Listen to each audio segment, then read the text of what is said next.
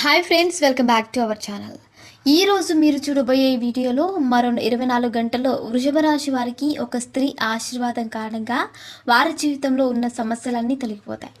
అలాగే వృషభ రాశి వారి జీవితంలో మరో 24 గంటల్లో జరగబోయే విషయాలు ఏమిటి, అలాగే ఏ స్త్రీ యొక్క ఆశీర్వాదం కారణంగా ఈ రాశి వారి జీవితంలో ఉన్న కష్టాలన్నీ తొలగిపోతాయి.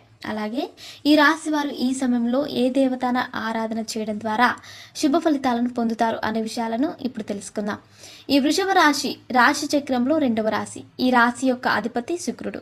ఈ రాశిలోకి కృత్తిక నక్షత్రం 1, 2, 3 పాదాలలో జన్మించిన వారు, అలాగే రోహిణి నక్షత్రం 1, 2, 3, 4 ఈ పాదాలలో జన్మించిన వారు, మరియు మృగశిర నక్షత్రం 1, 2 పాదాలలో జన్మించిన వారు వస్తారు.